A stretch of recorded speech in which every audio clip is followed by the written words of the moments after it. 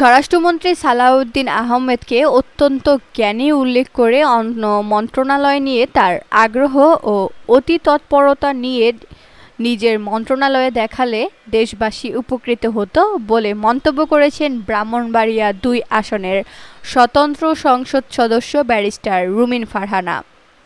শুক্রবার বিকেলে ব্রাহ্মণবাড়িয়ার সরাইল উপজেলার চুন্টা ইউনিয়নের গাগড়াজুড়ি গ্রামে একটি সড়কের নির্মাণ কাজের অগ্রগতি পরিদর্শন শেষে সাংবাদিকদের প্রশ্নের জবাবে তিনি এসব মন্তব্য করেন।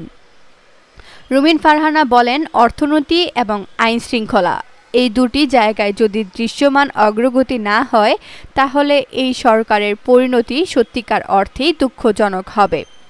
নতুন অর্থ বছরের যে বাজেট দেওয়া হয়েছে সেই বাজেটের বিশ্লেষণ করে আমি সংসদেও কথা বলেছি এবং এটি কতটুকু বাস্তবায়নযোগ্য বাজেট সেটাও একটা বড় প্রশ্ন। তিনি বলেন, বাংলাদেশে বর্তমানে আইন শৃঙ্খলা পরিস্থিতির যে নাজুক অবস্থা এতটা নাজুক নিকট অতীতে ছিল না। সেই সব দিক বিবেচনা করে আমার মনে হয় সরকারের দুটো মন্ত্রীর ঘাড়ে ৫০% দায়িত্ব অর্থ এবং স্বরাষ্ট্র। কিন্তু দুর্ভাগ্যবশত স্বরাষ্ট্রমন্ত্রীর অন্য সব মন্ত্রণালয়ের ব্যাপারে যতটুকু আগ্রহ উৎসাহ এবং অতি তৎপরতা এই তৎপরতা যদি উনি ওনার নিজের মন্ত্রণালয়ে দেখাতেন তাহলে দেশবাসী উপকৃত হতো।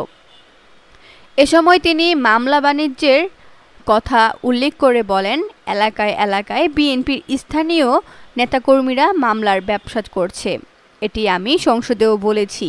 আমি সরকারকে বলবো এবং আমাদের অত্যন্ত জ্ঞানী স্বরাষ্ট্রমন্ত্রীকে বলবো বিষয়টি আপনি দেখবেন। কারণ মনে রাখবেন, নাথিং গোজ আর আননোটিসড অ্যান্ড আনপানিশড। আজকে আপনি যা করছেন একদিন আপনাকে তার জন্য কাঠগড়ায় দাঁড়াতে হবে।